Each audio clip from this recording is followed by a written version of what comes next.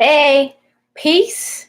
What's up? It's Chi Vital, and I'm back with another tool for your toolkit. You can get your notebooks out if you're ready to get this information. Let's talk for a minute. All right. Let's talk for a minute. Are you here with me? Are you tuned in? Turned up, locked, and ready? What's up, Tamika? You've been quiet. You must have been busy. Hey, Essence. Hi, Erika. Hey, Jawan. Peace, y'all. As y'all tune in, don't forget to thumbs up this video. Your interaction is very much appreciated. Notification squad, Cult College, gang, you already know what to do. As you jump on, hashtag HOC. If you're down with the Fairy Gang, hashtag Fairy Gang. What up, Dark Lordism? Occult College, we are ready. All right? We are ready. Notification squad already knows what to do. Let's get it. All right. So earlier in our private space of our living room in the House of Chi, we discussed some of the elements of this work, but I'm going to actually go in a little deeper. Okay. So let's touch on some of the buttons that get y'all, not just y'all, but all of us, right? This is Spirituality 103. I've done a couple of videos on the topic. And you guys tend to find these videos on spirituality and the journey very, very useful, helpful. And I'm here. I'm in the business of helping people. That's what I do. All right. That's what I love. That's my passion. So let's talk. One of the things that happen during the spiritual journey is that there is this moment of face-off. There is a legitimate face-off between you and your environment. But that's not what I want to talk about right now. Because that's like the obvious thing. Like we talk about that consistently. That as you're going through your journey, you are going to be face to face with your environment. Like, who's it going to be? Me? Who is it going to be? Me or you? Me or you? What I want to touch on, though, for tonight, would you like to be next to me? I can see it in your face. Here she goes. All right. What we face that causes one of the craziest dilemmas. And the dilemma is really like, this is me. This is the face-off between you and yourself. When you start to actually lose the face that you've been wearing your whole life up until this point, and because you're doing this work, these revelations start to come forward. And because you are in a occult college versus a secular school, you actually have to deal with parts of yourself revealing themselves to you that make you want to just stop. Excuse me, Mommy. Mm-hmm. I need some stickers for my drawing. Here you are. Thank you. You're welcome. These types of revelations make you stop in your tracks because it is scary to realize that you've reached a point where you recognize that you're not really showing anyone who you really are. More so, you talk about who you really are. And even if you have not reached a point of confidence to talk to other people about who you really are, you have the courage to behind the scenes talk about who you really are. How many of you understand that? Like how many of you, when you're home, when you're getting ready for work or you're doing your homework or someone challenges you in your mind, right? In your mind, you're like, They don't even know. I'm about to do a skit with myself, okay? All right. Here I am. Doo-doo-doo. Let's say I'm going to the store to get my cup of coffee, right? Because I like coffee. And I look at my coffee and I'm like, taste it. I'm like, this is not really what I like. And I have the audacity to go, hey, barista, can you remake this? And they kind of look like they're annoyed. So here I am. In my head, I'm like, I know she did not just get an attitude with me asking for my coffee the way I wanted. You know what? She don't even know. Like, I was like, put her down. She don't even know. Like, I don't have time for that. Like, you see how people, I make more money than her. She is behind the counter acting like it's a big deal. Just do your job, miss. Just do your job, right? All of this is going on in your head, right? So let's think about that. There's a couple of things that I just told myself. One, I just assumed that this person behind the counter does not have the ability to size me up. All right?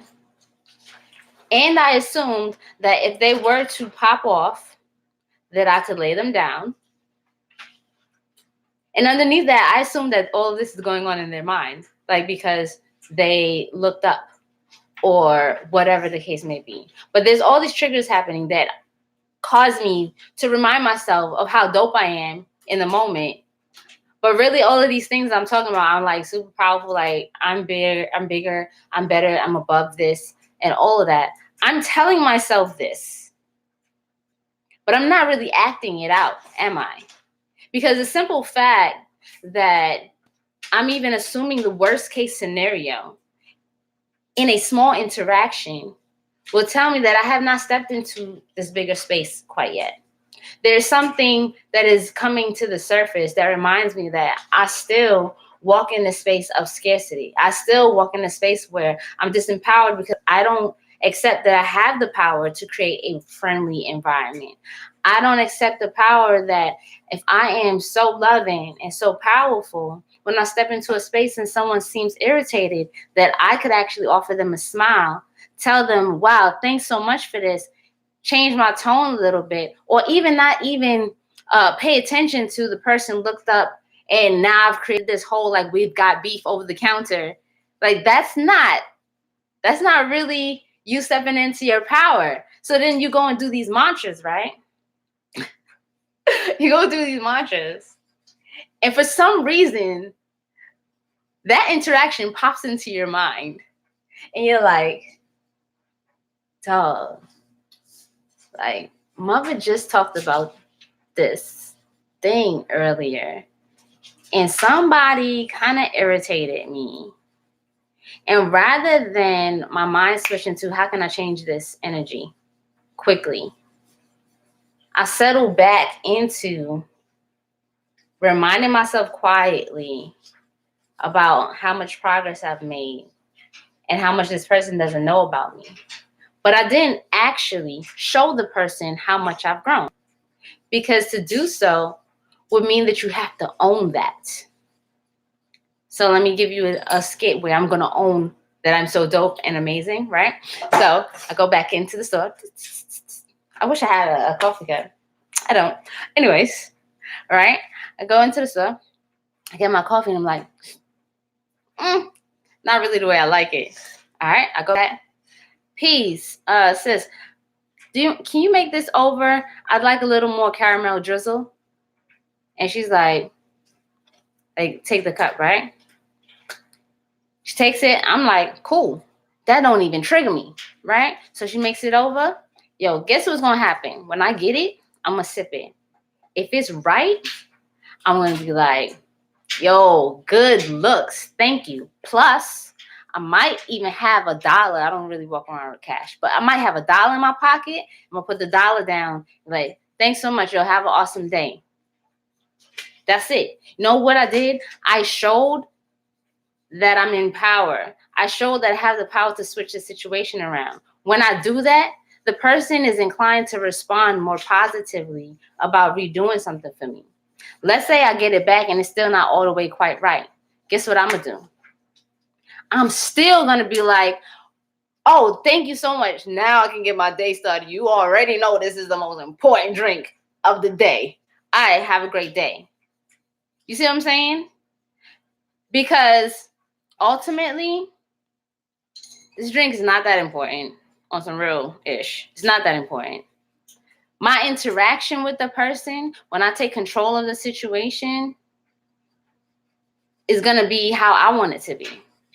How I decide it's going to be.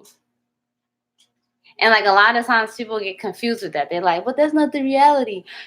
Yet you're in a spiritual school, which is harder than secular school. Why? Because you're being trained to take a belief system and put it into action, which is different. It's different. You follow what I'm saying? If this is making sense to you, let me see some ones in the chat.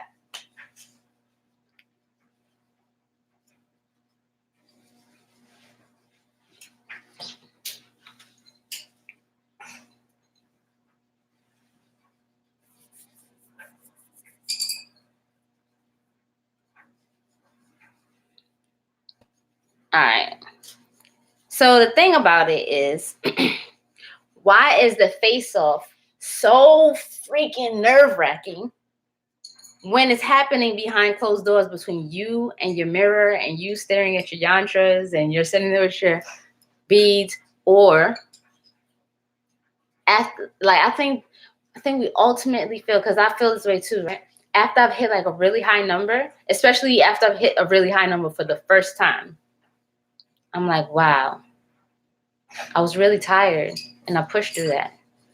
Dope. Then I've got to do something like make lunch for the week, because my daughter decided she doesn't like the hot lunches that the school serves. And I'm like, oh, mad extra stuff to do. Why? Because this is what I do. I'm an entrepreneur, full-time. My mom, 2 children. And I also run a, what is it called? A brick and mortar business, right? I have a wellness studio. So I'm like, to stop, I got to make lunches for the week. This is something extra that I'm not used to doing. But I don't feel like it. And I'm not going to say to you, I only made 4 lunches for the week for my daughter because I want to do it. Because that would be equal to me saying I didn't hit all my mantras every day. But while I go back to my spiritual work, because that's what I really love a lot, I do, it wouldn't be giving me the rewards of doing this work, which I will talk about again, right? I still have to look at myself and see what areas can I still apply my passion and me saying that I'm really powerful, and what is powerful to me. And if my definition of being powerful is to be beyond what limitations are in front of me, so long as I have 2 hands, 2 feet, and my brain is still working, then now I'm looking at an area where I can apply the science in a different way without other people seeing it, which is harder, because what we don't tell everyone else and what we're dealing with and we hold to ourselves, because we can't get like that with everyone, right? There's going to be some things you just can't get like that with everyone.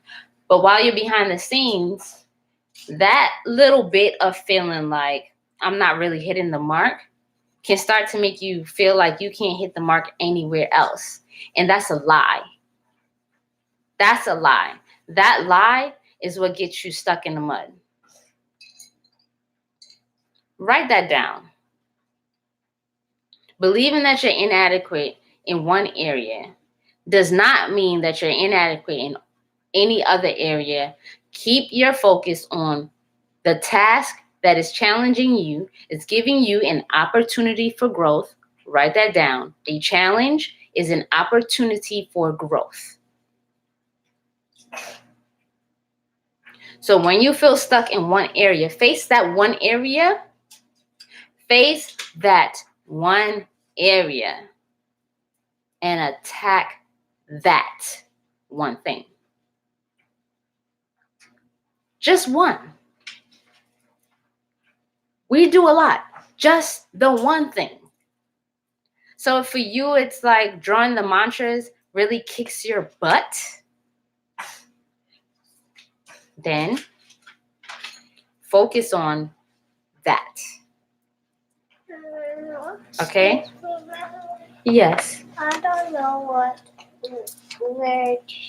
I don't know what to do words.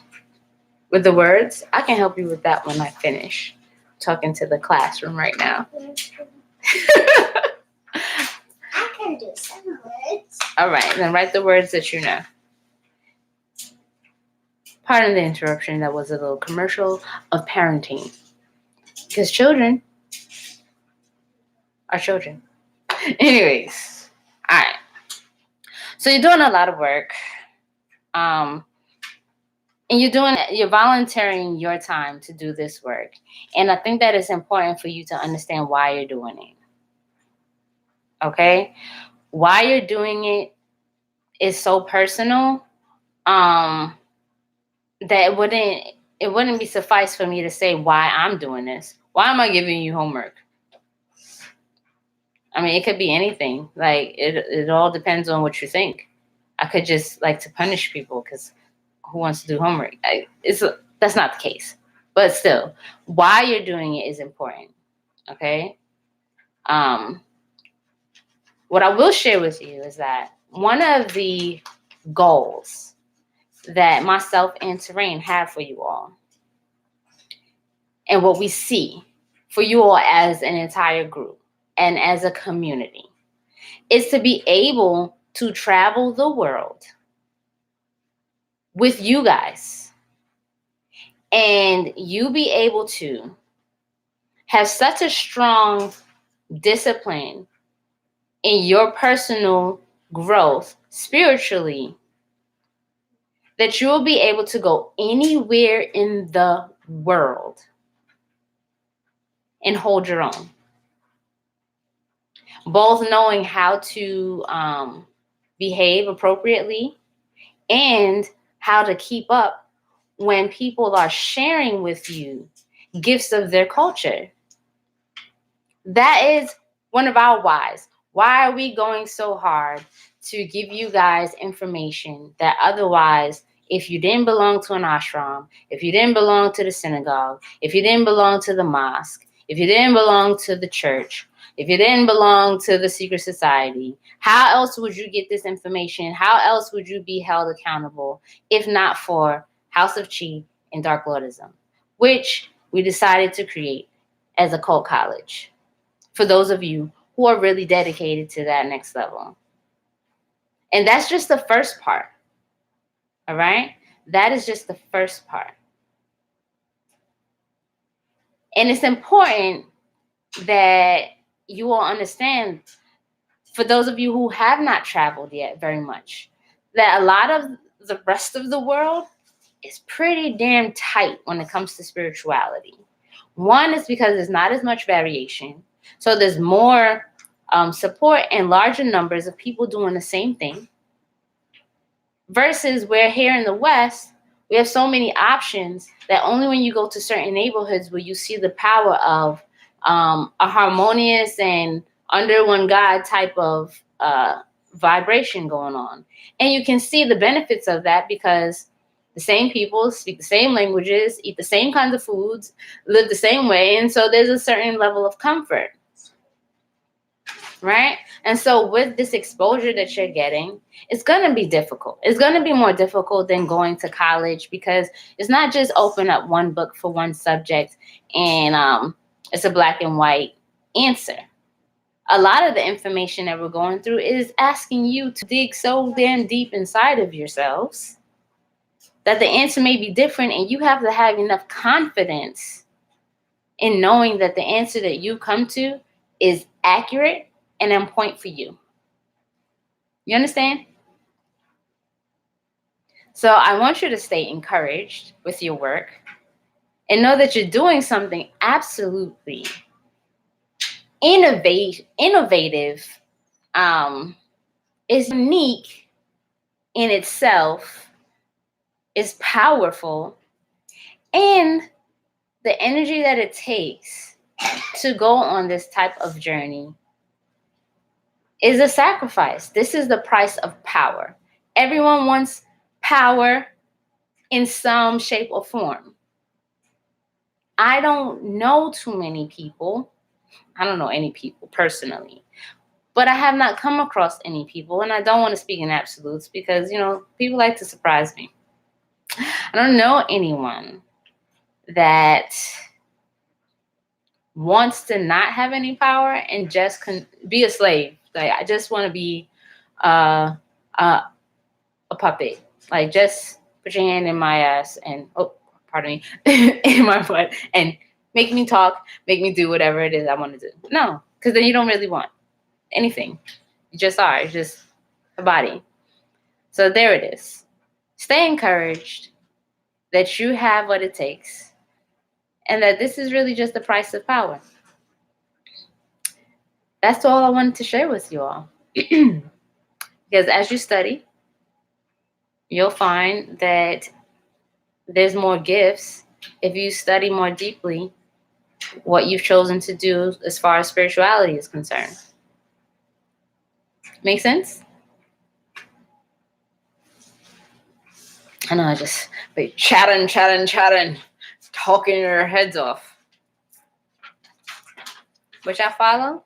One of my friends is out because her mom can't let her come to other people's house.